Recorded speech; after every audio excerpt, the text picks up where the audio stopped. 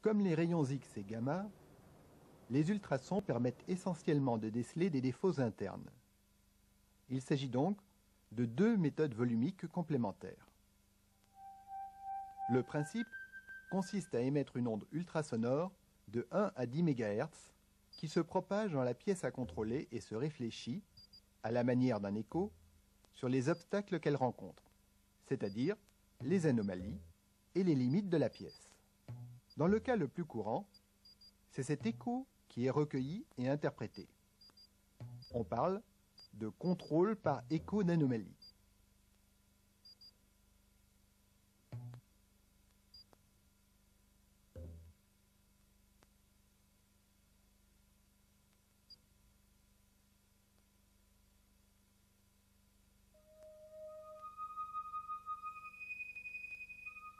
L'appareil de contrôle est constitué d'un émetteur qui envoie par un câble de liaison un signal électrique périodique vers un traducteur.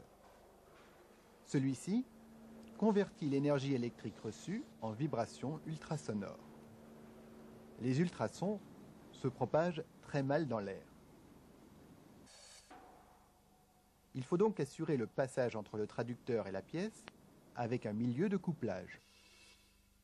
Lors des contrôles manuels, il s'agit d'un film d'un dixième de millimètre de graisse, d'huile, de colle ou de gel. Lors des contrôles automatisés, c'est souvent un jet d'eau qui assure la propagation des ultrasons.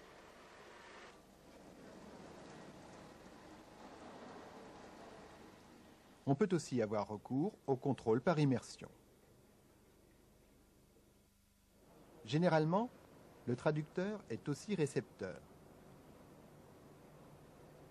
Il récupère l'écho réfléchi par une limite de la pièce ou par l'anomalie et le reconvertit en énergie électrique. Celle-ci peut alors être traitée en vue de la visualisation sur un tube cathodique des échos ultrasonores et du moment où l'onde a rencontré un réflecteur. Ainsi peut être localisée la profondeur d'un défaut. Les ondes ultrasonores se déplacent à une très grande vitesse. Le temps d'émission doit donc être très bref, quelques microsecondes. Sinon, l'onde émise et l'onde d'écho se superposeraient et se brouilleraient. Suivant la présence ou non d'anomalie et la forme de la pièce, l'échogramme obtenu sur l'écran peut avoir différents aspects.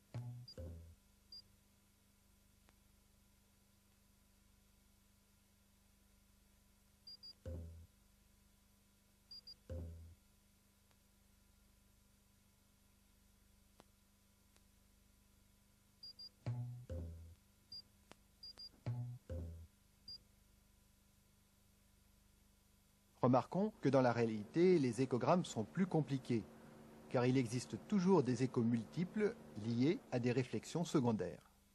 Revenons au dernier échogramme que nous avons observé. La pièce contient bien une anomalie, mais elle est orientée de telle manière que l'écho renvoyé ne peut être capté par le traducteur.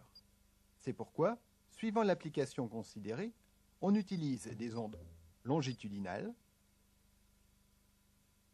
transversales,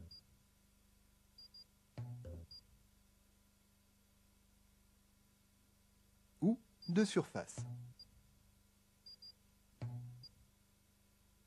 Outre la méthode prédominante du contrôle par écho d'anomalie, on utilise parfois des méthodes par transmission.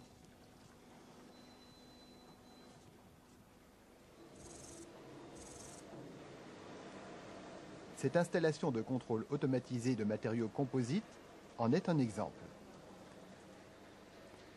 Les pièces sont destinées à des inverseurs de poussée d'Airbus A340 et sont systématiquement contrôlées par rayons X et ultrasons. Un traducteur mobile émet une onde qui traverse le matériau. Un récepteur capte cette onde dont l'atténuation est mesurée puis reportée sur une cartographie de la pièce. La diminution du signal d'écho par rapport à une référence indique une éventuelle anomalie. Celle-ci ne peut cependant pas être localisée en profondeur. Un contrôle complémentaire par réflexion sera nécessaire à l'endroit où a été détectée l'anomalie. Les ultrasons sont de plus en plus largement utilisés, en particulier avec des dispositifs automatisés. Les contrôles déjà